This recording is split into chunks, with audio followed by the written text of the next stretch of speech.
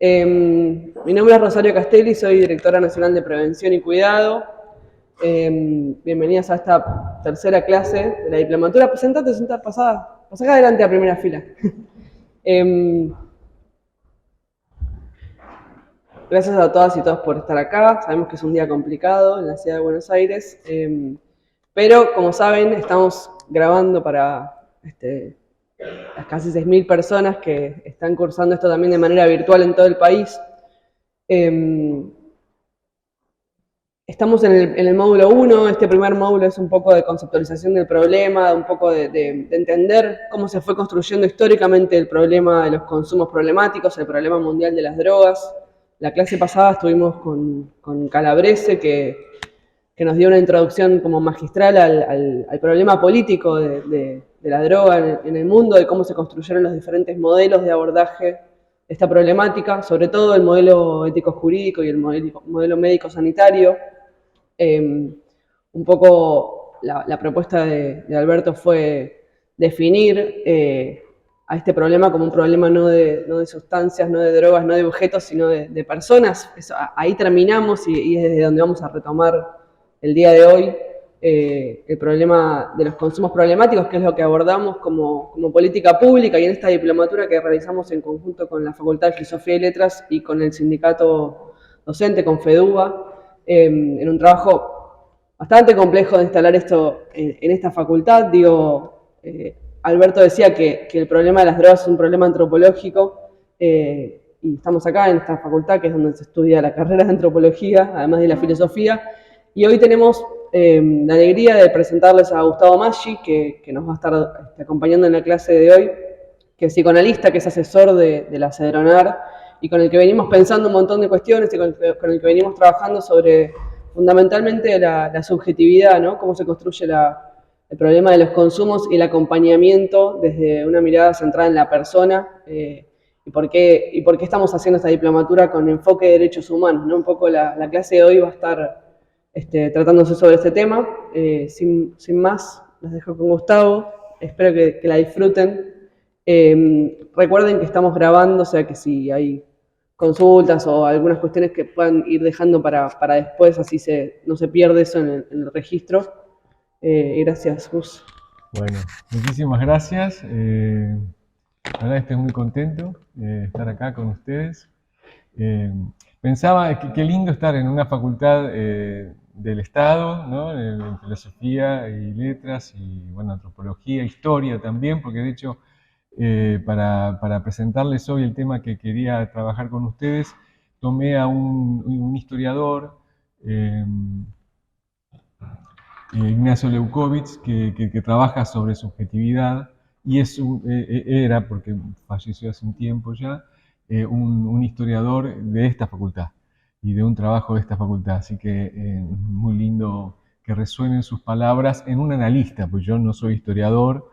Hay una diferencia entre, ya lo vamos a ver, entre el planteo de un analista, cuando la gente, vieron que la vulgata es que la gente va y cuenta una historia y en realidad la historia se va a construir mientras alguien habla, ¿no? Entonces hay una diferencia entre el historiador y el psicoanalista. El historiador cuenta acerca de lo que va leyendo, de lo que sucedió, y el analista va escribiendo eso que cuenta esa persona que está delante, que todavía no pasó. Pero bueno, eso lo vamos a ver después. Lo que vamos a trabajar hoy, que me gustaría que pensemos juntos y juntas y juntes, es el tema de la subjetividad y el tema del consumo.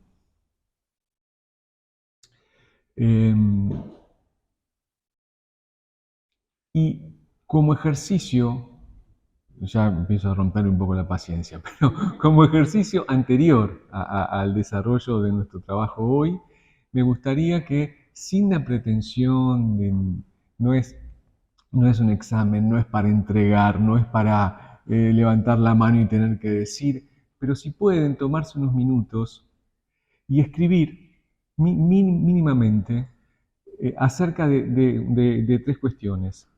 ¿Qué entienden por subjetividad? Lo que entiendan, no estoy hablando de una cuestión académica, en lo más mínimo. Vieron que uno habla de subjetividad, subjetividad. Yo me enteré mucho más de la subjetividad estudiando para hoy de lo que yo pensé que sabía. Así que, se lo digo por burro, ¿eh?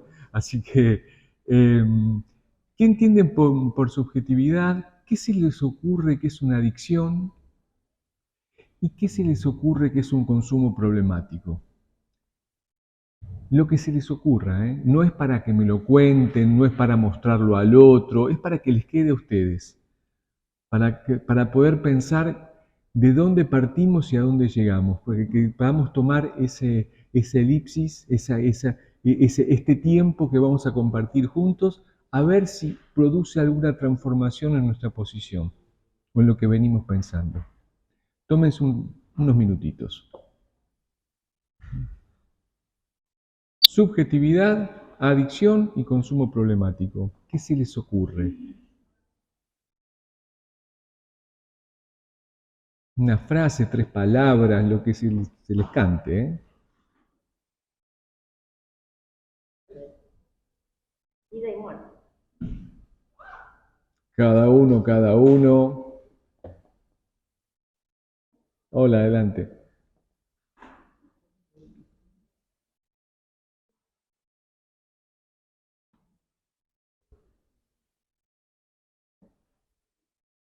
No lo van a tener que mostrar, no va a ser para nadie más que para ustedes.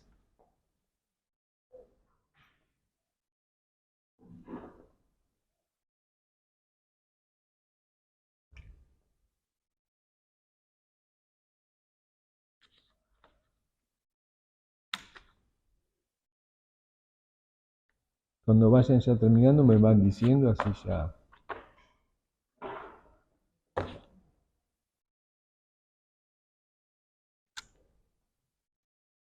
A mí me encantó preparar esto porque me enteré de cosas que no sabía y algunas que no sabía que sabía.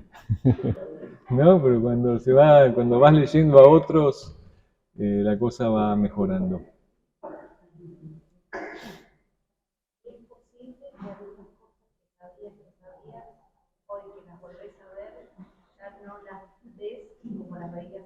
Totalmente, totalmente. De eso se trata nuestro encuentro de hoy, de las transformaciones que va produciendo la persona y lo social.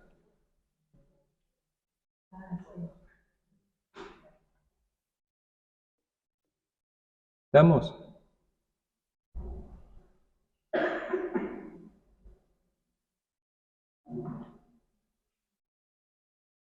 Bueno,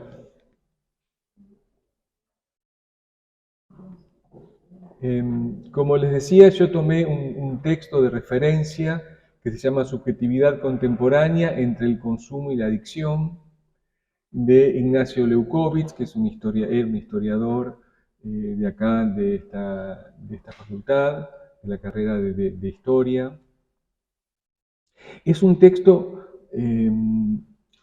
yo no sé exactamente de qué año, porque lo tenía o lo había leído hace mucho tiempo y después lo busqué y no me quedó el registro del año, pero es un texto que tiene ya su tiempo. Puede ser 99, 2000, por ahí. Y lo que me di cuenta, que me parece que dialoga con lo que venimos a hablar hoy, es porque los conceptos como que maneja hoy ya no los manejamos, ¿no? De hecho, fíjense que en el título dice adicción. Y algo pasó con el concepto de adicción en estos años, ¿no? Algo hicimos con este concepto. Que es por si no, ¿por qué corno hablamos de consumo problemático? ¿No? Hubo una torsión ahí. Y ya la vamos a ver juntos y juntas.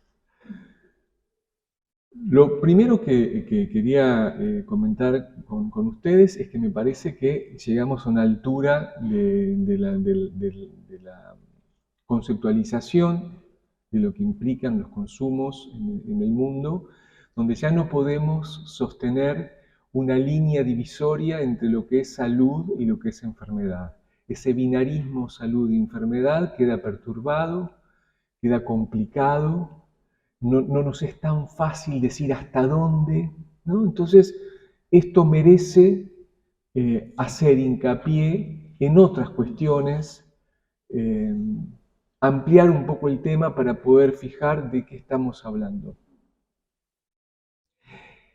Primero eso, de esto que queda perturbado, este binarismo salud-enfermedad queda perturbado.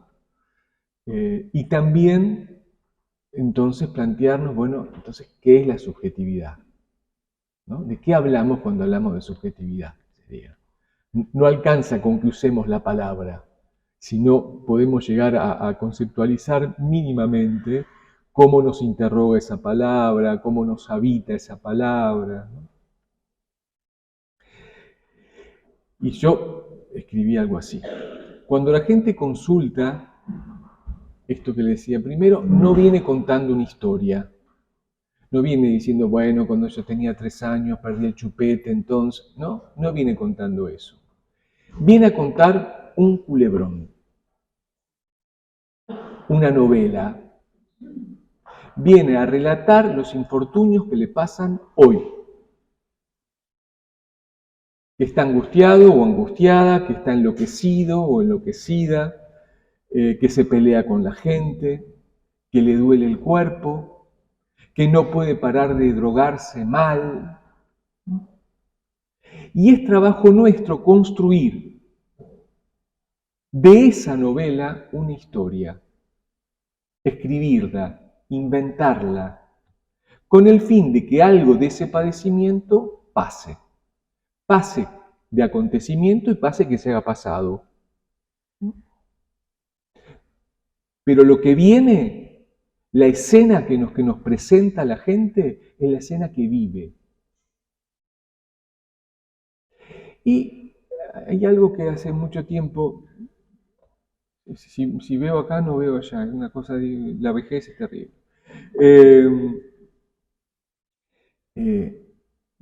Que lo aprendí no hace mucho tiempo y que me gustó darme cuenta de eso, que cuando uno habla, el lenguaje no describe, el lenguaje construye, ¿no? A medida que yo voy relatando lo que veo, lejos de decir, bueno, yo veo acá a una chica que tiene un pullover clarito y al lado una verdecito, yo ahí estoy armando el espacio.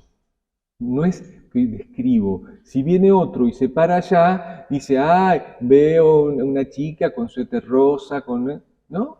El que mira de otro lado construye otra cosa. Entonces el lenguaje tiene esa vaguedad.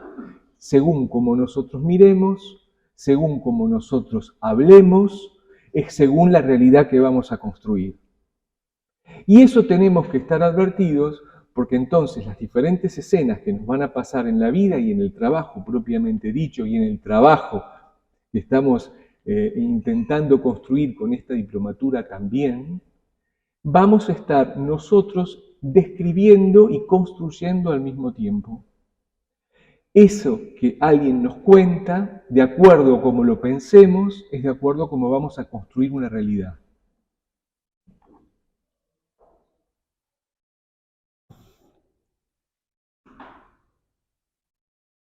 Entonces, como les decía, el lenguaje no describe la realidad, sino que la construye. De esto se desprenden dos cuestiones. Del modo en que entendemos la situación es cómo la vamos a abordar. Y de ahí también la libertad que tenemos a tener para poder trabajar sobre eso y la responsabilidad que nos cae. Hablo por mí, porque soy analista, pero cada uno de ustedes podrá seguramente relatar cuál es su situación laboral. De acuerdo a cómo yo entiendo la persona que viene a contarme lo que le pasa, es como yo le voy a preguntar, es como le voy a iluminar algunas cuestiones, es como voy a poner en valor algunas cosas y no otras. Entonces yo tengo la responsabilidad de poder escuchar de la mejor manera que yo pueda para poder acompañar a esa persona que construya eso que le pasa. El tema del consumo problemático es un terreno en que ningún saber se siente del todo cómodo. Va perforando y cuestionando a todos y cada uno de los saberes que entienden en su tratamiento, o que intentan abordarlo, ¿no es cierto? Entonces perfora lo médico, perfora lo jurídico, perfora lo psicológico. Entonces, en este punto es que habita el terreno de lo social, problematiza lo social. Nadie puede arrogarse sobre sí el saber absoluto, en realidad de nada. Pero como estamos hablando de consumo problemático, estamos acá, de esto tampoco, al menos tampoco. Por eso cada actor y cada actriz que esté funcionando por dentro de los dispositivos y demás, todos tenemos una posición de lectura, una responsabilidad de cómo construimos esa realidad y también una importancia, ¿no? Somos importantes a la hora de poder intervenir, ¿no?, en lo social para poder trabajar en los dispositivos que cada uno trabaje. Nadie puede dar cuenta de forma acabada del tema del consumo problemático. En este punto se comporta multidimensional. De esto toma la complejidad de las prácticas de su abordaje. Entonces, alguien o alguienes que se presentan mostrando esta carta puede transitar por los diferentes espacios. Uno dice, bueno, tienes que ir al médico, no puedes estar así, que yo qué sé cuánto, pero vos, ¿cómo puede ser que estés durmiendo hasta las 3 de la tarde? Tenés que, ¿no?, acompañar al otro, pero en los diferentes discursos que va a atravesar eso, ¿no? Lo médico es uno. Pasa que, seguramente lo vieron en el encuentro anterior, los que estuvieron al menos, supongo que habrán hablado de esto también, es que hubieron épocas donde primaba el discurso jurídico, ¿no?, donde entonces palo y a la bolsa, ¿no?, era un delito. Hubieron tiempos donde era una enfermedad, entonces se tomaba desde el discurso médico hegemónicamente. Hubieron momentos donde, bueno, lo que pasa que le faltan los patitos, ¿viste? Entonces los psicólogos ahí. Pero hay otro momento donde se teje en lo social un modo de pensar el consumo problemático como algo que afecta multidimensionalmente, pero que impacta en la red social. Entonces, el texto de lo social, de la sociología, de la antropología, del trabajo social, de los actores que trabajan en lo social, tienen también su pertinencia en este tratamiento y sobre todo en el Estado. Digo, por una cosa que yo lo piense en un dispositivo privado en mi consultorio, que lo pienso como tengo ganas, y tendré mi alcance o no a lo que estoy trabajando, pero otra cosa es la responsabilidad del Estado, que ahí tiene un plus, una diferencia, de poder responder con una lectura integral. Integral quiere decir que cada uno tenga su lugar, no que uno excluya al otro, que eso es lo más difícil. Como en un equipo trabajar todos que tenemos diferentes miradas y enfoques al unísono, como la música. Vieron que son diferentes notas en un acorde que suenan al mismo tiempo, pero que juntas generan una sonoridad que por separado no. Ahora, si falta una nota del acorde, se siente. Y si hay otra más que rompe la cadencia, también. Es lindo pensarlo como la música, como un trabajo pentagramático. En teatro también se habla de esto, miren, ahora que estoy pensando. Bueno, ahora bien, observamos que el consumo problemático no se incrementa entonces cualitativamente, al menos es lo que venimos viendo en este tiempo, sino que también propone un cambio cualitativo en virtud de la subjetividad socialmente instituida. Se consume de otra manera, ¿no? Se consume de otra manera y entonces ese consumo se va a problematizar también de otra manera. Es muy común encontrar en nuestra sociedad la presencia de un gesto que insiste, estar habitada por un particular y excesivo modo de aferrarse a los objetos que la cultura propone. Esto ya a nivel de la subjetividad, ¿eh? El modo que tenemos de conectarnos con los otros y con el mundo. La forma de estar sobre los objetos, de contar con los objetos. Después ya vamos a ver de qué manera me parece. Ahora bien, hay una misma causa, este modo de estar con los objetos. Cuando digo objetos también me refiero a los objetos, a las sustancias como objeto. Esta misma causa puede producir consecuencias de diversa naturaleza. Las diferentes prácticas con las que se aborda el tema del consumo problemático no pertenecen absolutamente ni al campo social ni al campo individual, por esto que veníamos hablando. Se trata de fuerzas ajenas a esa diferenciación. Estas prácticas no dejan de producir efectos en cada una de las dimensiones. Yo trabajo sobre lo individual y eso va a funcionar sobre el grupo social. Trabajo sobre el grupo social y eso va a iluminar en las particularidades de cada uno. Por eso digo romper el binarismo. No es ni solo individual ni solo grupal. Entonces, el consumo problemático se puede pensar como una vinculación. Escuchen esta, que me encantó, a ver qué les gusta a ustedes. Una vinculación en modo excesiva y particular de las personas con determinado objeto de la cultura que trae aparejado un padecimiento subjetivo. Vinculación a un objeto. Eso es lo que aparece problematizado. No simplemente porque estar vinculado con algo, sino por el modo en que uno se vincula. Otro cantar.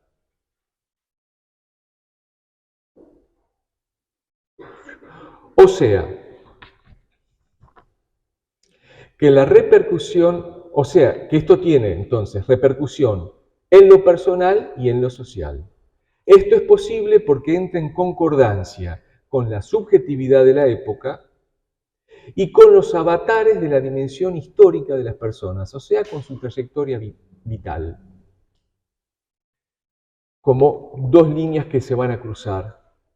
Lo que funciona en una época, lo que se usa en una época, los modos que se favorecen en una época determinada del mundo, y eso que me pasa a mí particularmente con esa situación.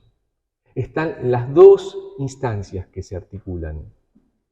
Por eso no a todos les pasa lo mismo, pero sí estamos advertidos que a muchos les pasa eso. Hay un punto donde es imposible diferenciar la instancia social de la personal. El yo y el medio ambiente son dos, pero no dos, dicen los budistas. Otro modo de decir esto es que la tela no se arruga a un solo lado. Tampoco se plancha a un solo lado. Este basamento ideológico del conflicto, el conflicto en relación a los consumos, hace posible que, interviniendo sobre lo social, se producen transformaciones en la vida de la gente, de las personas, y sus modos de gozar, y viceversa. Con que uno cambie, cambia el mundo. No sé si la tienen a Rosa Parks, que es una norteamericana afrodescendiente, que hace muchos años, en los 50 me parece, o algo así. En Estados Unidos vieron que en los colectivos había lugares para blancos y lugares para negros. Los primeros asientos eran para blancos. Ella sube un colectivo, los asientos para negros estaban todos ocupados y había un asiento adelante de blancos, estaba libre. ¿Qué hizo la mina? Se sentó. Se sentó y cambió el mundo. Un gesto, un mínimo gesto de alguien transformó, dio energía, y aún hoy, fíjense lo que pasa en Estados Unidos, ¿no? bueno, en el mundo, pero en Estados Unidos también, pone de manifiesto un cambio subjetivo que alguien no se animaba a hacer. Ella se animó, ¿no? Los anteojos. Rosa Parks. La trama solo se sostiene perturbando la urdimbre. ¿Alguien hace telar acá? ¿Conoce el telar? ¿Conoce telar? ¿Hace telar? ¿O conoce algo de eso? Yo hago telar, miren, esto lo hice yo, me encanta. ¿Cómo? Exactamente. Pero está, la urdimbre es lo que primero montás el telar, que es... exactamente. La urdimbre es lo que está abajo y lo que va pasando así se llama trama, ¿no? Entonces, la trama se va metiendo entre la urdimbre. Y yo puse esto genial, fíjense lo que escribí. La trama solo se sostiene perturbando la urdimbre. Y es esta red la que constituye el tejido. No hay modo de no joder. No hay modo de salvar del malestar. El malestar habita la vida. Todos estamos atravesados por el malestar. El tema es con qué contamos para hacer con ese malestar. Entonces, este es un modo muy distinto de tratar el tema. Fíjense esto, que nos súper interesa porque sé que nos llega todo el tiempo esa demanda. Este es un modo muy distinto de tratar el tema a pensar siempre que aislando a la persona es el modo de sanear la situación.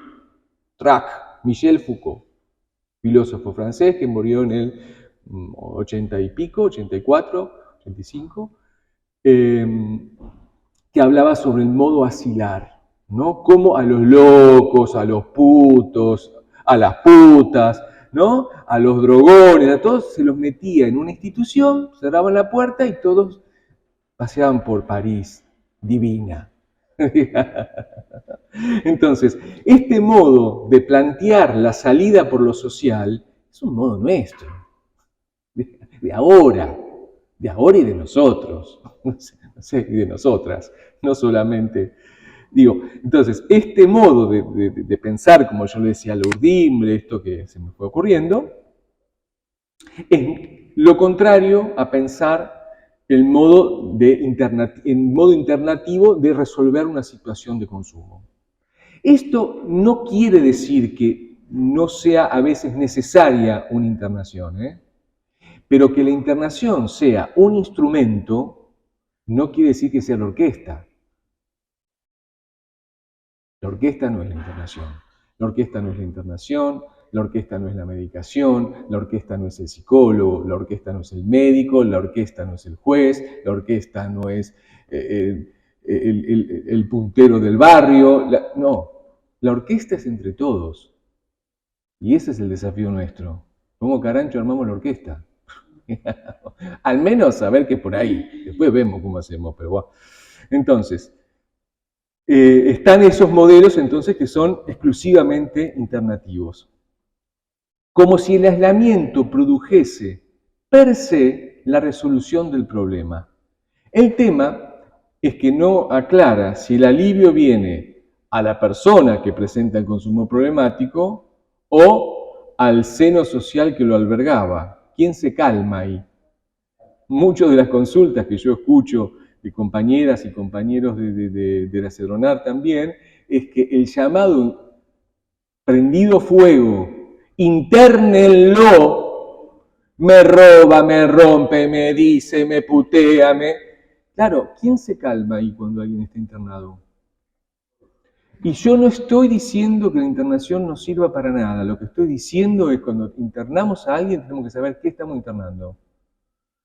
No sea cosa que yo me angustie con ese otro que no sabe qué hacer, entonces todos nos calmemos cuando internamos. Por ahí hay que internar igual, no estoy diciendo que no. Lo que digo es que tenemos que tener en la cabeza, tenemos que tener en el corazón, ¿por qué tomamos la medida que tomamos? Recuerden lo que dijimos antes. de acuerdo a cómo hablemos y cómo miremos, es como vamos a actuar. Ojete. Uy, ¿saldrá? Bueno, sí sale. Es importante aclarar también que el alivio no es sinónimo de resolución del problema. Recordemos que el consumo de alguna sustancia también puede venir algún alivio. Y no por eso se realiza la transformación. A veces hay que aliviar, pero no nos vamos a creer que porque alguien no consuma más, ya está. Por lo antes dicho, la persona con consumo problemático, como figura instituida, significa que es efecto de las prácticas de producción de subjetividad. Ya no puede pensarse, y sobre todo en el trabajo en la gestión del Estado, como un suceso del individuo aislado de la conformación epocal, de la conformación social de la época. Se es en un lugar y en un tiempo. Tomando en cuenta lo dicho, hay una torsión interesante que me gustaría pensar con ustedes, que es la transposición del concepto de adicto a consumo problemático. Vieron que yo, genio, le dije primero que escriban algo. Era por esto. ¿Ustedes llegaron a escribir algo? ¿Alguno llegó a tirar alguna línea de eso? Bien. El ser adicto constituía una identidad. Ser adicto constituye un ser. Le daba cierta categoría de ser, generando una fijeza más consolidada, que reemplazaba el nombre propio. Hago pasar a la gente, qué sé yo, se siente y dice, bueno, sí, yo vengo porque soy adicto. No es soy Pepe, soy Josefa, ¿no? Ahí es donde reemplaza el nombre propio. Ser adicto era un modo de habitar el mundo. Los adictos mienten, no se bañan, pegan patadas a los tobillos a las mamás, ¿no? O sea, las 7 plagas de Egipto. En cambio, el consumo problemático es una instancia que se presenta como un suceso de mayor o menor recurrencia en la vida de alguien, que intenta no generar un ser, sino un modo de estar, de transitar algunas instancias vitales. Entonces, la diferencia ya no está a nivel del ser, sino del transitar, del padecer, de sostener una situación.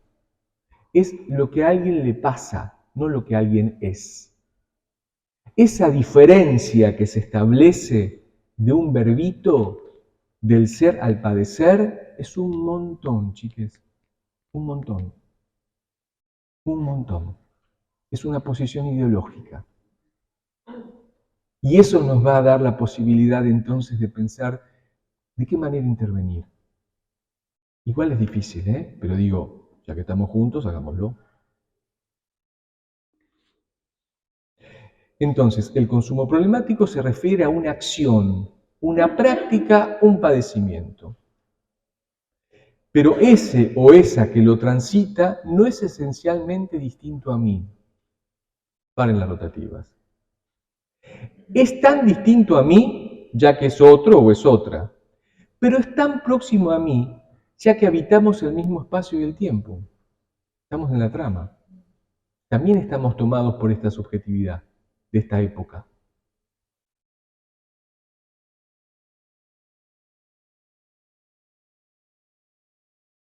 Entonces, es tan próximo a mí ya que habitamos el mismo espacio y tiempo, aunque no de la misma manera ni con los mismos recursos. Y ahí está el trabajo político-ideológico. No todos, no todas, no todes tienen el mismo acceso y la misma posibilidad de hacer con ese padecimiento epocal, con esa situación y con esos modos que nos presenta la época. Pero la carta que bajan para armar el juego está en el mazo que le presenta la subjetividad de la época en la que compartimos todos. No son extraterrestres. Esos que perforan la red, eso que perfora la red, está en el mazo de cartas. Uno puede bajarla o no.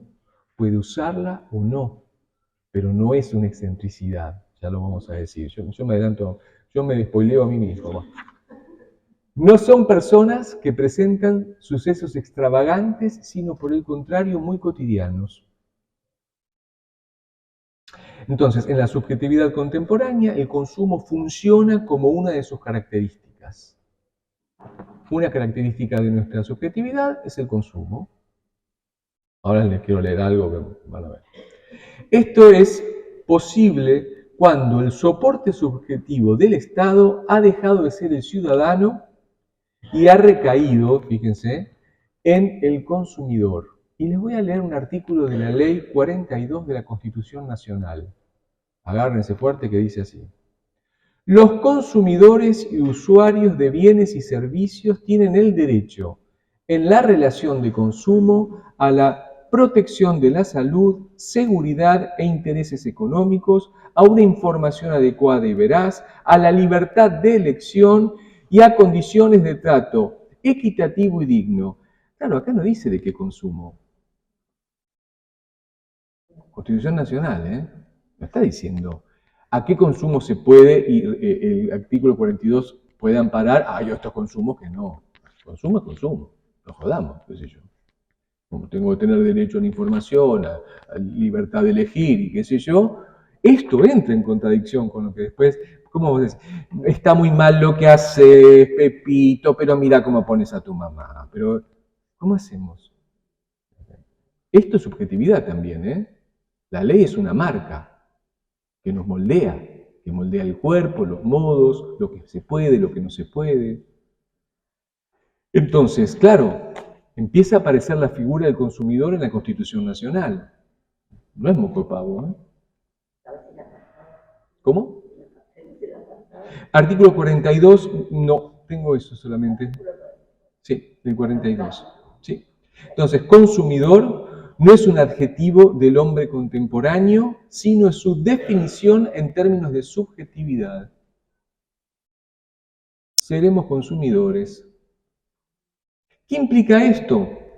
Muy bien.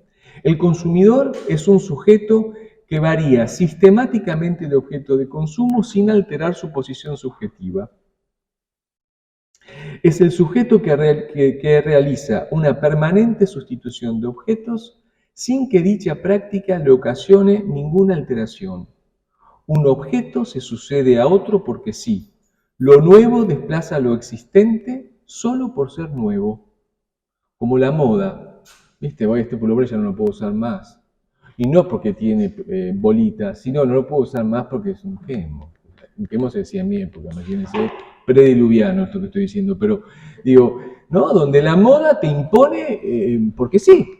Porque igual, las zapatillas te iban igual, o sea, por ahí se bancaban una temporada más, pero se usan las negras. Bien, entonces, esto pasa con la moda, con la tecnología. ¿Cuándo se pone viejo un teléfono? Cuando cambias la cámara, porque tiene más espacio para poner una app, porque si no, no podés subir la red social que vos querés estar, pero no cuando deja de funcionar el teléfono que no podés llamar o no podés mandar mensajes. Y el mercado impone el nuevo teléfono no porque dejó de funcionar exactamente para lo que está el teléfono que se habla por teléfono. Todo lo otro cambia. Y sí, ya, pobre, está viejito, dice uno, para justificarse, para comprarse el nuevo que le gusta más. Más avanzado. ¿Cómo? Más avanzado. Sí, sí. Así lo plantea. Sí. Bueno. La ropa, la bebida, la comida. Ah, sí. Esa es. Por eso decíamos que la subjetividad implica un sujeto de consumo, ¿no?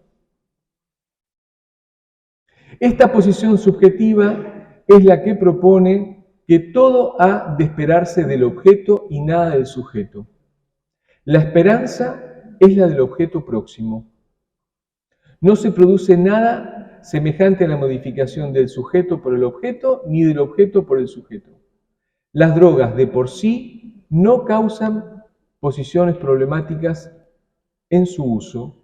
Cuando hablamos de drogas nos referimos a las sustancias investidas como tales.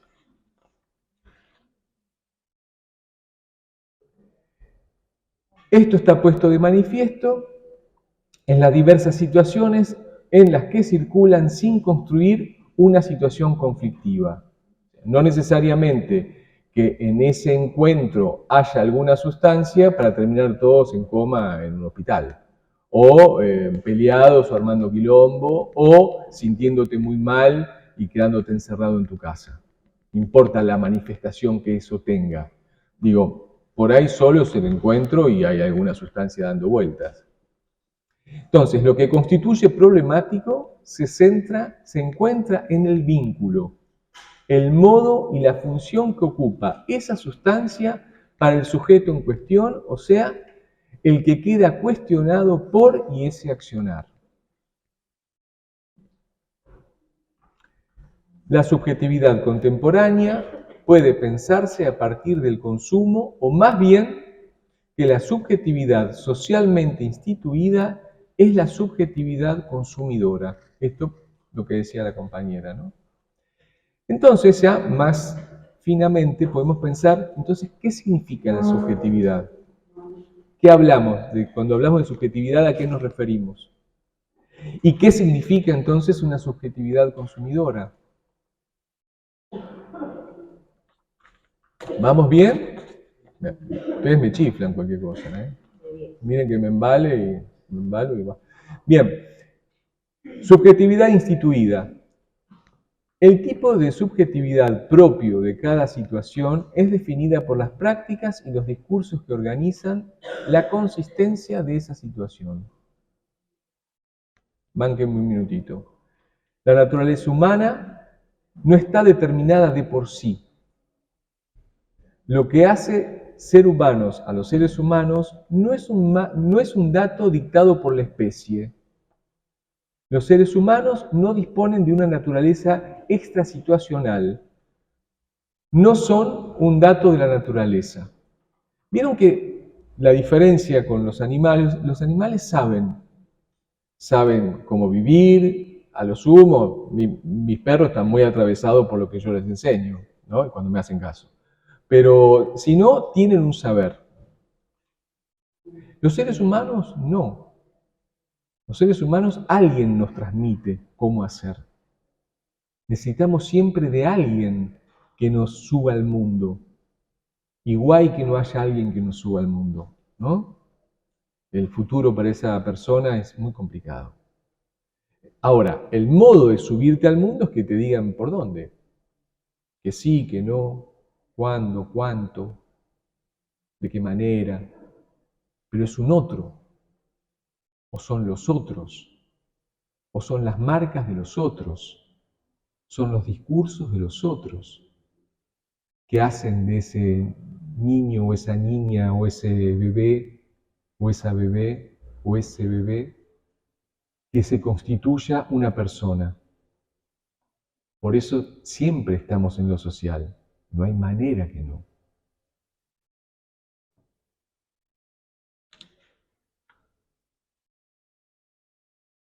Entonces, los hombres y las mujeres son el producto de las condiciones sociales en las que se desenvuelven. Esa naturaleza humana, resultante de las condiciones sociales, es intraducible de una situación a otra. De ahí se deriva que la especie humana sea situacional. No es lo mismo nacer en un lugar que en otro, no es lo mismo nacer en una familia que en otra, no es lo mismo tener tal o cual protección social o no tenerla, no es lo mismo tener tales o cuales bienes, no es lo mismo. No es lo mismo.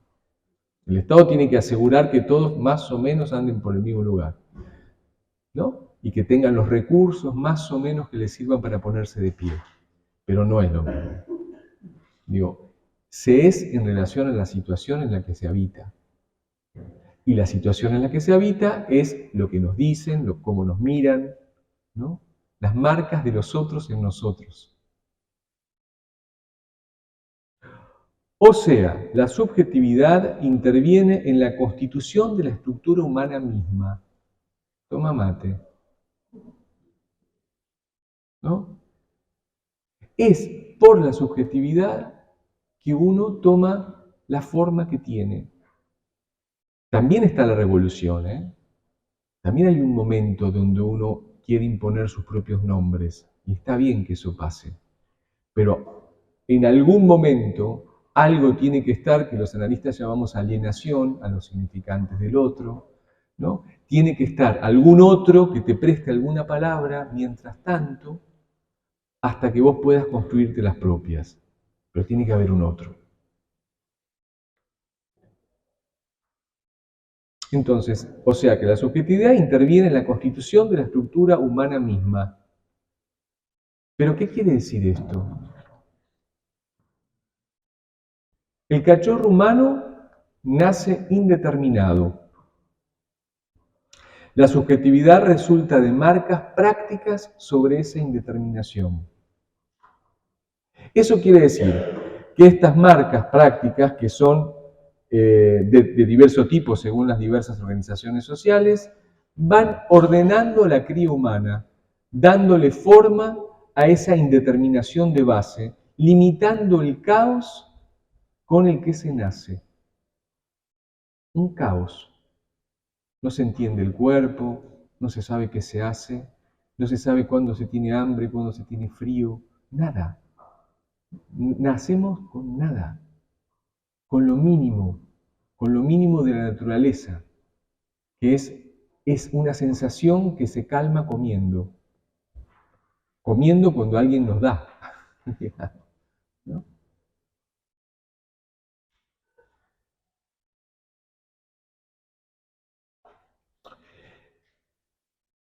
Esas son marcas socialmente instauradas mediante prácticas.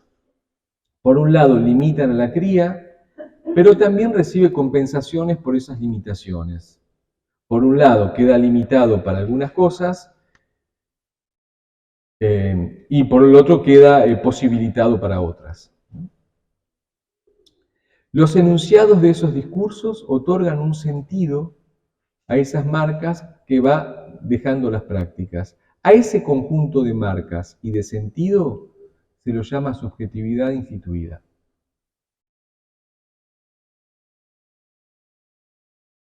Así, las prácticas de los discursos instauran marcas estructurantes. Lindo eso, ¿no? Los enunciados de los discursos instauran los significados básicos de esas marcas. La marca deviene significativa. La subjetividad queda determinada por esas marcas y por ese sentido, produciendo efectos en la lógica social y en el tipo individual capaz de habitarla. Como dijimos antes, a esto se lo llama subjetividad instituida. Esas marcas, instituida, lo que está instituido en ese momento. Ahora bien, cualquier subjetividad, lejos de ser intemporal, es un tipo posible que resulta de las prácticas y discursos propios de una situación. Lo vemos ahora con la diversidad sexual. Yo cuando vine acá me confundí, vine a las 9, estaba ansioso, se ve, y bueno, subí y me fui al baño. Claro, acá en Filo tienen como otra posibilidad de lectura, y no sé si vieron el cartelito del baño, que es para todos, ¿no? Todas y todes, ¿no? Qué lindo es encontrarse con eso, que eso, claro, en otro momento eso era impensado. No era de mala gente, que estaba el cartelito de hombre y el cartelito de mujer. No es que antes éramos malos y ahora somos buenos y más simpáticos. Que hay algo que fue cambiando. Es Rosa Parks. Se sentó en un asiento de blancos. Fui a tomar un cafecito, fui a 2, porque como llegué muy temprano, llegué 8:30 en realidad. Me fui a tomar primero acá Sócrates un cafecito, vine acá a las 9, me di cuenta que era las 10, me fui y para no entrar al mismo lugar, porque me daba vergüenza, entré el de enfrente, Roma. Bueno, entré en Roma y pido un cafecito y el chico que me atiende, delineado, ¿no? Me hubiese encantado delinearme las veces que fantaseé con delinearme, yo me delineo y salgo. Y no, soy viejo, no me dio tanta fuerza, ¿no? Aprovecho cuando puedo, pero cuando actúo o algo así, trácate. Pero, digo, pero 9 de la mañana, trabajando en una heladería, cafetería, el chico, ¿no? ¡Ah! Otro mundo, loco. ¿Eh? Sí, claro, ¿no? Pero digo, si me sorprendes porque todavía estoy viejo. Un pibe, una piba, no se sorprende de eso. Si yo vengo acá y me sorprende el baño, es porque tengo todavía la cabeza ahí. ¿Viste? Hago un trabajo para poder llegar. Y eso que yo soy un hombre casado con un hombre, qué sé yo, no sé. Digo, podría decir, tampoco los gays vayan a pensar que, tampoco, ¿eh? Pero, digo, podría serlo, ¿no? Eso es subjetividad. Ese es el cambio que producen las épocas. Y los lugares, porque, digo, por ahí, este chico trabajando en un bar en Paraguay, lo apedrean.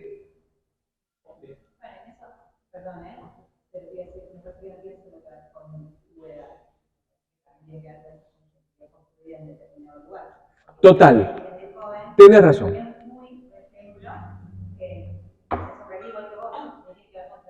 Pero, absolutamente, tienes razón. En el ángulo.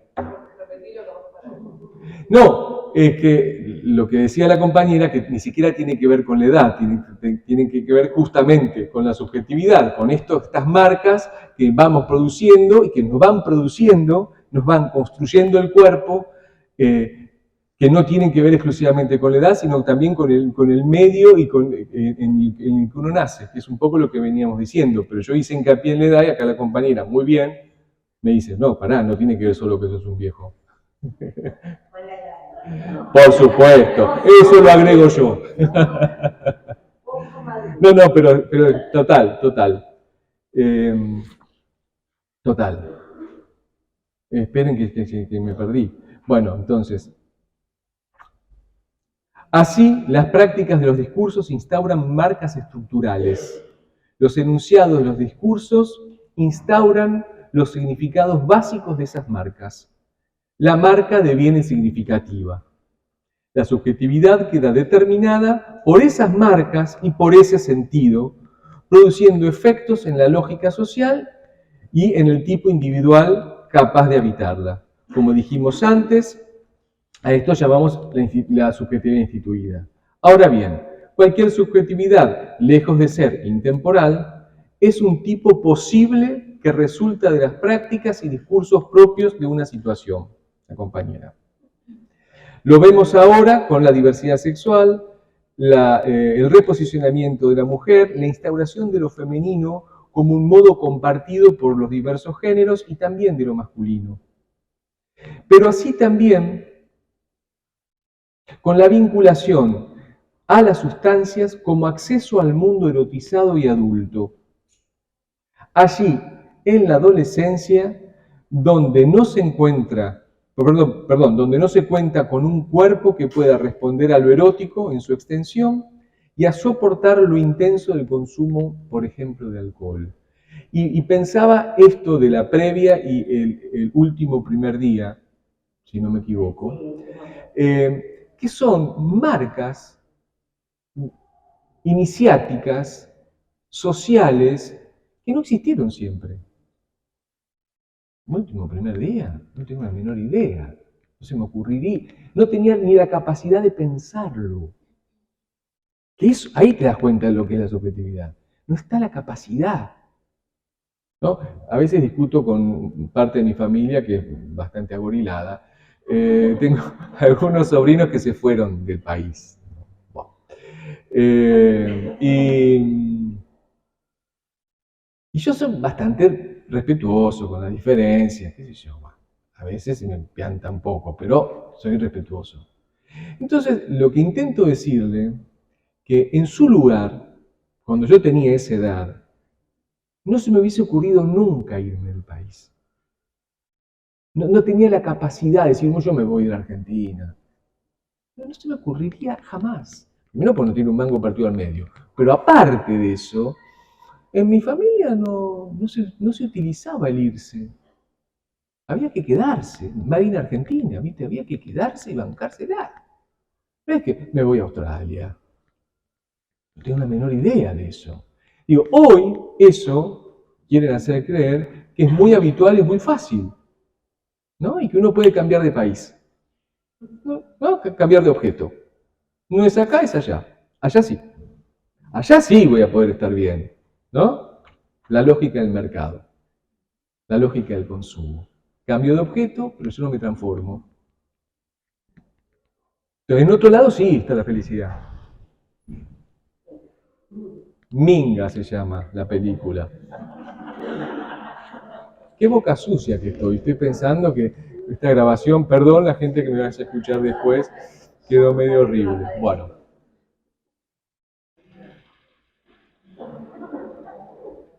Entonces, pensaba en estas, tanto en la previa como el último primer día, es un modo de utilización de cierta sustancia para entrar en lo social. Pasa, claro, que tiene la lógica del consumo, que se piensa que porque es más es mejor. Después terminamos muy complicados, pero... Entonces, tanto en la escena como en la previa, como en el último primer día, son escenas que no se puede precisar hasta dónde pensarse como un juego. Están jugando, pero tan complejos como algunas competencias que se alientan por las redes en TikTok. Vieron que hubo sucesos donde competían a ver quién tomaba más o quién no, hacía tal o cual cosa y claro, no hay borde. No hay borde. Ahora, este tipo de presentaciones sociales quedan habilitadas por esta época, por esta subjetividad en la que el consumo no es una excentricidad, sino justamente es lo que hace centro. Nos juntamos a consumir. Pero acuérdense el artículo 42. ¿Hasta qué punto está mal? ¿Cómo nombrar que eso no está habilitado? ¿Es por el nombre? ¿Es por la cantidad? ¿Es por la cualidad? Entonces, me parece, le repito esta frase que me gustó. Ahora, este tipo de presentaciones sociales quedan habilitadas por esta época, por esta subjetividad en la que el consumo no es una excentricidad, sino justamente es lo que hace centro. Ese sesgo es causa necesaria, pero no suficiente. No podemos desconocer o no tener en cuenta la dimensión de la trayectoria vital de la persona en cuestión, si es nuestro trabajo articularnos en un proceso clínico. Entonces, está lo que la época ofrece, lo que la subjetividad autoriza o permite, más que autorizar, pero también está la vida de esa persona, que se va a articular a eso de una manera particular, en ese cruce, en ese urdimbre y en esa trama. Ahí. Un cuerpo excedido en pos de un rendimiento. Cuanto más, mejor. El hacer más de lo posible es una frase que según se utilice puede ser una virtud o un vicio. Estudiar más de lo posible, trabajar más de lo posible, ¿no? Hablar más de lo posible, tomar más de lo posible, ¿no? Dormir más de lo posible. ¿Hasta dónde la línea? Pero no podemos desconocer esto de más de lo posible, ¿no? Esta frase, que es una propuesta que aparece con cierto anhelo social. Desde las horas de trabajo hasta el gimnasio, desde la dieta, el estudio o el dinero. Eso de más está en la subjetividad. El más. El más como palabrita. Y a veces aparece sin regulación. Y allí donde no regula el sujeto, regula el organismo o el lazo social. O la enfermedad o el aislamiento, como imposibilidad de ser con otros. O se presenta perforado el organismo o el cuerpo social. Por eso todo cuerpo social. Ese más promete borrar los bordes, que como tales limitan, regulan, pero también contornean el cuerpo, el borde. Hace posible un cuerpo el borde, no la piel, o eso que haga de piel.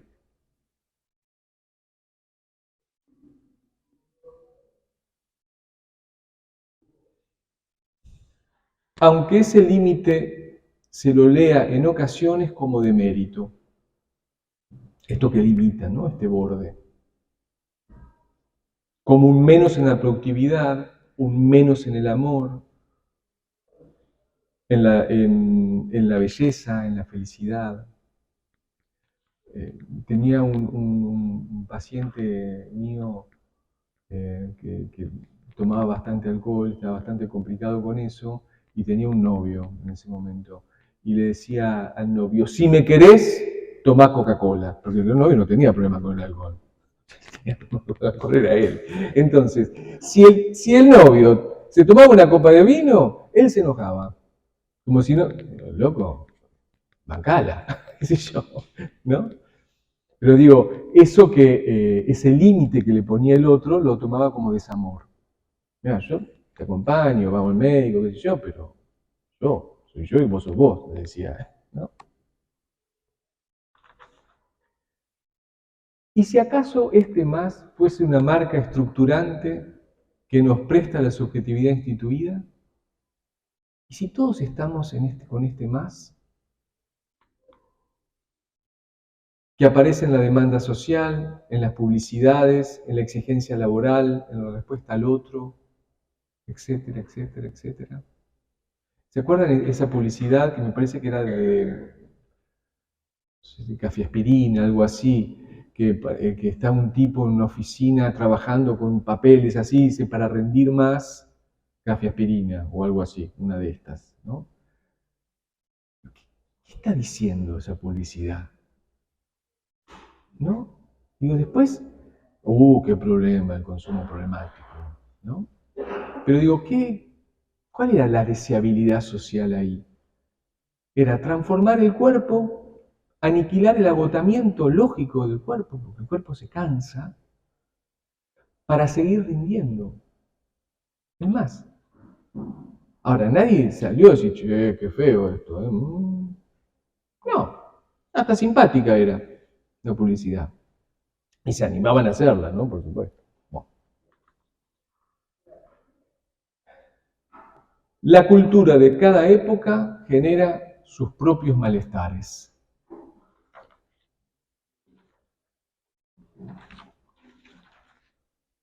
Ya estoy terminando. Entonces, en principio, es aquí donde pienso que el capitalismo financiero, acá pegué un salto ideológico, sepan disculparme, pero no saben lo que me contuve, ¿no? En principio es aquí donde el capitalismo financiero no se lleva bien con la vida. Este tiene más que ver con tiene más que ver con ceder algo al campo del otro y no con la acumulación, con mucho, como ideal. O sea, invitas a alguien y si puedes haces una tortita, y si vas a la casa de alguien llevas algo, cedes algo, ¿no? Un artista hace una obra para que el otro lo vea, ¿no? El carpintero, la carpintera hace un trabajo para que otro disfrute la mesa, ¿no? Algo se cede al mundo un objeto como medio del lazo social. El capitalismo es, me lo quedo yo. Y cuanto más me lo quedo, mejor. Cuando el consumo está regido por un más enloquecido, que responde al más de la compulsión, se torna fatídico. Y ahí el consumo problemático. Es esa falta de medida, esa imposibilidad de lazo al otro, que implica como alguien queda raleado del lazo social cuando está tomado por esa lógica.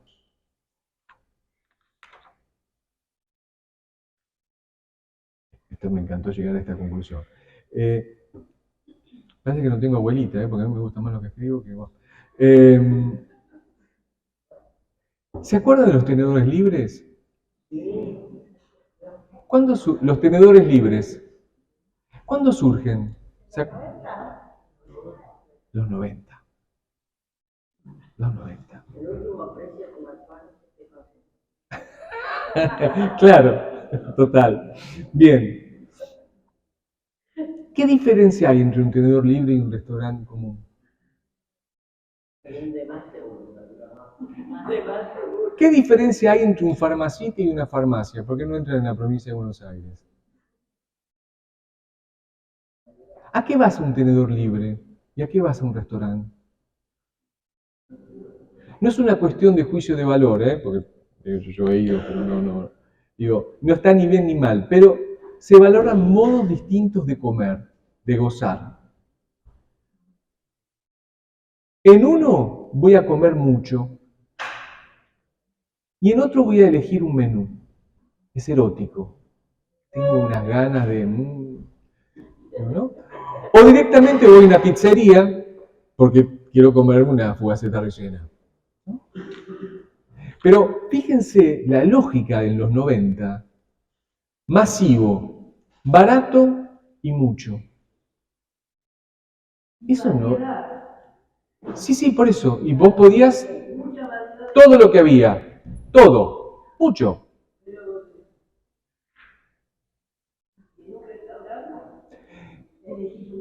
A la carta.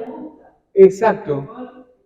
No, es que por eso ibas al chino, también elegías lo que más te gusta. Pero la lógica es del todo. Es de mucho. Con poca guita, me como bien y tiro todo el día. Por eso es interesante de los 90. Esto no surge no surge en el siglo XVIII, en el siglo XIX. Surge en los 90, quebrados. Con comida que después decían que te servían rata, cualquier cosa. ¿No? Y decían, este rejunte, ¿de cuánto hace que estar acá? Digo, esa es una marca social. Esa es una marca. Y sí, también. Que ibas y era... Y que después por ahí, no sé si sacabas algo muy interesante, pero no importa, pero íbamos ahí porque ahí podíamos. ¿Viste? Entonces digo, hay algo de la posibilidad de elegir que es erótico. Que es una pasta, ¿no? ¿Cuánto hace que no como ravioles? No es, me pongo ravioles, me pongo el pollo, me pongo, ¿no? La ensalada rusa. Hay algo del deseo que queda habilitado. Por eso, ahí, en el consumo problemático, lo que queda cortocircuiteado es el deseo. Uno cree que consume por deseo. Y no es la misma las ganas que el deseo. Uno puede tener, ya que hablamos de comida, puede tener deseo de adelgazar, pero ganas de comer. Así que deseo y ganas no es lo mismo. Tengo unas ganas locas de tal cosa. Bueno, qué sé yo. Fíjate. Espera. Estas son marcas estructurantes, esto que hablábamos. Digo, el tenedor libre es un establecimiento que no podía pensarse en el siglo XIX. Es de los 90, acá como dijo la compañera también. Entre la tensión de la carencia, por un lado, y la acumulación de los 90. Nacen desde otra subjetividad, mucho, masivo y barato.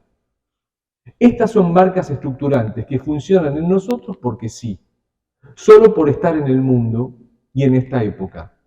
De ahí el ser humano es situacional en lo que hablamos antes, ¿no?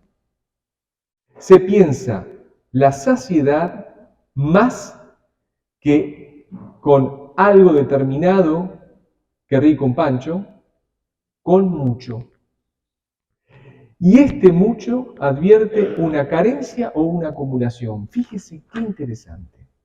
Los que no tenemos nada queremos mucho.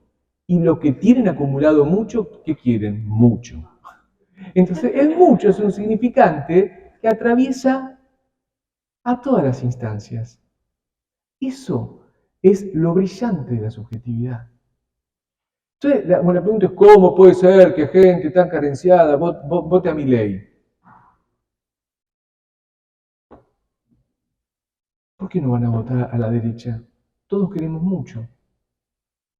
Es más que la posición ideológica partidaria. Es una lógica social que funciona. Por eso la revolución es cultural. Por eso es plantear la cultura como un modo de, ¿para qué querés tanto? ¿Para qué tomarte toda la merca? ¿Para qué? ¿Cuál es el objetivo de eso? ¿A dónde querés llegar? Quiero sanear este vacío. No es poniendo más que se sanea. Es un tratamiento eso, ¿no? Pero digo, fíjense que el más es un significante que nos atraviesa a todos, independiente. El valor del más lo va a dar la situación de cada uno, o de cada grupo social, o de cada instancia. Pero el más está en la cultura, ¿eh? Mejor es más. A mí me pasa cuando cocino, siempre me voy de mambo con la sal, con el picante, qué sé yo, porque un poquito más, un poquito más. ¿Para qué digo? ¿Eh? Claro, pero a veces para que tenga un gusto tiene que ser menos, no más. Porque si no, si a la salsa le pongo todo por igual, es un gusto que no se entiende. Un poquito menos. Coco Chanel decía algo que me encanta lo que dice esta mina. Decía, vieron que Coco Chanel, una modista, tipa de moda francesa, muy piripipipi, ¿no? Pero decía, antes de salir a la calle hay que mirarse al espejo. Y renglón seguido decía, y hay que sacarse algo. Me encantó. Como cierta lógica del vacío. ¿Viste? Cierto aire. Aire. Lo que pasa, la diferencia entre el barroco, el arte barroco y el dadaísmo, o no, o el minimalismo, ¿no? Donde es el agujero que convoca, no lo mucho. Bueno, otra lógica. Otra lógica. Claro, menos es más. Un gesto. ¿No? Bueno, el más es subjetividad de la época. Yo pensaba, por ahí esa expresión libre, pero... Me interesa. No. Y se ve ahora mucho más los acumuladores. La situación de acumuladores. Yo hace 40 años que trabajo en salud mental, pero no lo había visto nunca. Como las películas norteamericanas, viste que entran a la casa y es como una cosa... Ahora consulta todo el tiempo la familia, ellos toda esta cantidad de objetos, por personas con acumulación. Bueno. Y hay un programa también en Estados Unidos que lo pasa. Sí, lo he visto. Sí, ahí todos los que trabajamos así, como vos, en salud mental y demás, vemos, la verdad que yo no tengo contacto con ese tipo de consulta, así que buenísimo que me lo digas, lo voy a tener muy en cuenta, porque no estoy en instituciones por ahí y en posiciones que reciba una consulta así. Pero por lo que vengo trabajado y demás, que tiene que a veces que ver con el lugar que ocupa el tóxico, ¿viste? El lugar que ocupa a veces la droga, los objetos, que es construir un cuerpo. No sé si vieron en gente en situación de calle, muchas de esas no solo es porque están en circunstancias económicas paupérrimas y no tener dónde estar, sino también a veces porque hay cierta constitución psíquica que también los habita. Y donde yo tenía el consultorio antes, yo estoy viviendo en Luján, pero viví mucho tiempo acá en Buenos Aires, había el hombre de plástico, lo llamaba yo. Es un hombre que estaba ahí por Recoleta, por el Hospital de Alemán, por ahí, que estaba, supongo que estaba en bola, porque se veía las patitas flacas, descalzo, sin nada, sin bolso, sin nada, que eso era bastante común ver, pero envuelto en bolsas de plástico, ¿no? No sé si vos lo viste. Envuelto en bolsas de plástico, era una bola de bolsas de plástico y él caminando por la calle, vociferando, ¿no? Claro, eso le armaba el borde del cuerpo, tal vez. He trabajado en instituciones donde a alguien le desaparecía una bolsa y era el spleen, era la ruptura del cuerpo.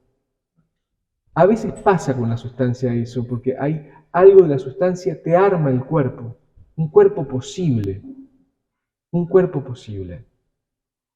Ahí donde no hubo forma de cerrar ese cuerpo, no hubo mirada que cierre el cuerpo. Eso tal vez es más clínico, psicoanalítico, es más mío, no quiero aburrirlos con esto. Pero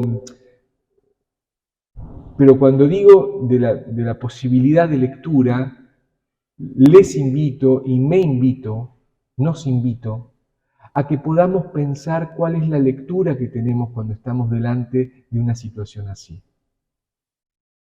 Porque en relación a esa lectura es como vamos a actuar, con la mejor onda, porque no es que todo el mundo sean todos unos jodidos y nosotros seamos los piolas, no, porque todos arrimamos el bochín con lo que pensamos que es mejor. Digamos, esa es la historia. Pero vuelvo a lo que dije al principio, el lenguaje construye. Como yo piense la situación es como la voy a entender y como voy a intervenir, como voy a escuchar. Por un lado, el trabajo es hermoso porque la gente nace cuando viene, ¿viste? Viene a terminar de parirse, de eso que no puede concluir. Pero también nos vemos en situaciones muy complejas, de mucho sufrimiento subjetivo, sufrimiento social. Entonces, claro, loco, 2 así y querés pedirte vacaciones. Bueno, por eso estamos. Para hablar con compañeros, con compañeras, para poder armar equipos de trabajo, para poder estudiar, para poder pensar, para poder... Digo, nos tiene que ser un instrumento. Lo que leamos, lo que escuchemos, lo que participemos con otros, lo que podamos escribir, nos tiene que servir como un instrumento. Hacer un lindo trabajo, que ese trabajo sea parte del lazo social, tirar ese objeto al mundo, ¿no? Que nosotros también nos sintamos orgullosos de lo que estamos haciendo, y al mismo tiempo nos proteja. Digo, el artista se protege con el personaje. El actor o la actriz, cuando está arriba del escenario, se maneja. Tal vez abajo es una persona muy vergonzosa, pero en el escenario están viendo al personaje, no están viendo a la persona. Cuando nosotros vamos a trabajar sin ser actores y actrices, a veces un poquito sí, pero bueno, no tanto, ofrecemos nuestro trabajo, no nuestra vida. No es sacrificial el trabajo. Puede ser un esfuerzo, pero no es sacrificial. Pero, digo, lo lindo, por eso festejo que estemos aquí, festejo que podamos pensar entre todos y todas, es que tenemos que construir el trabajo, tenemos que construir nuestro lugar. Por más que estudiemos, por más que tengamos el título universitario, lo que lo tenemos, no es suficiente. Tenemos que construirlo. Y aunque no lo tengamos, y aunque tengamos otro tipo de inserción en nuestros equipos de trabajo, también tenemos que construir nuestro lugar.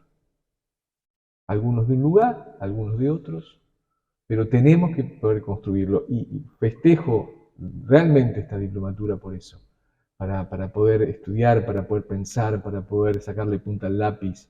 Digo, está bueno, aunque a veces haya temas que sean difíciles, pero bueno, no importa. Lo que no se sabe se compra hecho, decía el capitalismo.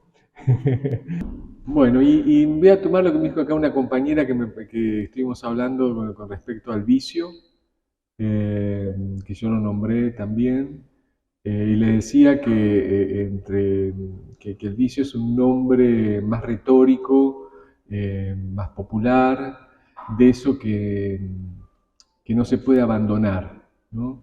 Que hay cierta renuencia a dejar algunas cuestiones, digamos, porque el vicio puede ser también un vínculo vicioso, ahí libidinoso con alguien, o no, o picante, viste, que te lleva para el corno. Pero, digo, es eso que me parece que es como una sensación, una marca de algo que uno supone que por algún motivo no puede alterar ese ritmo, ¿no? No puede tomar distancia de algunas cosas y demás. Pero que para nada es un nombre que sirvió para describir algo puntual, no es algo teórico, pero sí que en algún otro paradigma con respecto al consumo y sobre todo a la adicción, que fue ahí donde lo mencionamos, el nombrarse vicioso es por un lado condenatorio, porque es condenatorio del otro cuando te dice sos un vicioso o una viciosa, y también aplasta la posibilidad de pensar el vínculo, ¿no? Como soy vicioso ya está, no hay nada más para pensar, a lo sumo habrá que corregir ese vicio. Y como decimos los analistas, el goce nos educa, ¿no? Uno no puede educar eso, lo que puede es entender la lógica de eso, para que después poder hacer algo que eso cambie, ¿no? Ese vínculo con esa sustancia cambie. Y no revista ni la gravedad ni el compromiso subjetivo tan alto como tienen a veces, ¿no? Eh, ya sea desde la organicidad o desde el lazo social. Vieron que la perdiz, bueno, un poco lo que veníamos hablando, salta ahí, o salta en el cuerpo, en el cuerpo social, ahí donde se arma quilombo y vienen los familiares, o en el laburo, o en la escuela, donde fuere, salta el fusible en la lectura social, o en la organicidad, ¿vieron? Yo tenía pacientes, tal vez que en una institución que trabajaba en Avellaneda, me acuerdo que es un muchacho que entra, que consulta ahí donde vomita sangre, por un alcohólico, un muchacho joven, donde empieza a tener una hemorragia digestiva alta, se asusta mucho y consulta en esas condiciones, ¿no? Donde está agujereado el organismo. Claro, después, tirando del hilo, el consumo de alcohol era un nombre masculino en esa familia, ¿no? Los psiquiatras por ahí hablan de herencia, ¿no? Entonces dice, bueno, hay antecedentes, sí, el padre alcohólico, el abuelo alcohólico.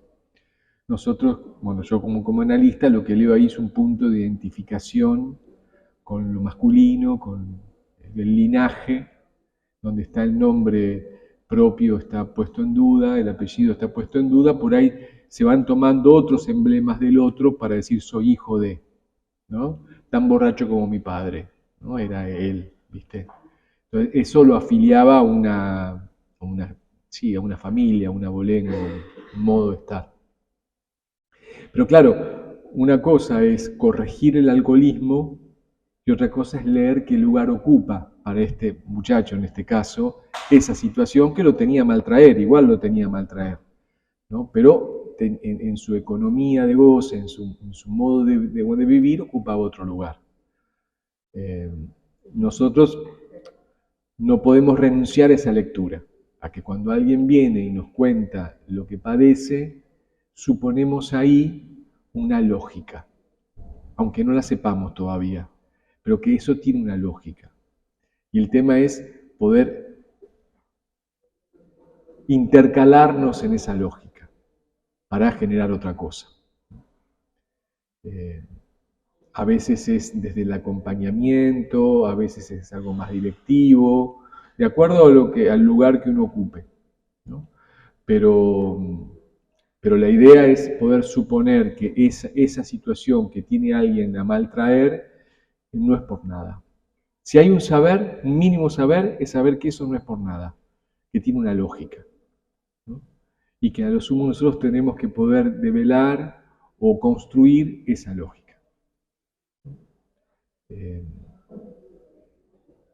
Nosotros como psicólogos, en este caso psicólogas, lo planteamos, sobre todo los que trabajamos así, a nivel del sujeto, a nivel de la persona, pero también hay intervenciones que se hacen a nivel social, entonces por eso es en el barrio, es en la casa, digo, se cruza eso, ¿no? Es poder leer los sucesos, ¿no? Que a veces son muy conmovedores, por eso digo, insisto, todos ustedes que están trabajando, que están ahí, son muy conmovedores, son muy difíciles a veces, difíciles de entender, difíciles de soportar, por eso siempre nosotros está bueno que estemos con otros, que hablemos de los casos, que hablemos de nuestras situaciones, que, ¿viste? Estar con otros, tomando un mate, ni siquiera a veces es en una supervisión, ¿viste? Es algo más de acompañarse, ¿no? de compañeros o compañeras. Tal vez lo otro también está, ¿no? Plantear un trabajo más teórico, tal vez a veces, pero pensar los casos nos viene bien, no solo para atender mejor, sino para sentirnos mejor. Entonces tenemos que preocuparnos también, me parece, ¿no? Por trabajar, que el trabajo sea más lindo, poder pasarla lo mejor posible, ¿no? En el trabajo. Vamos a ir más contentos, con más ganas, vamos de vacaciones, no todos, ¿no? Un poco eso.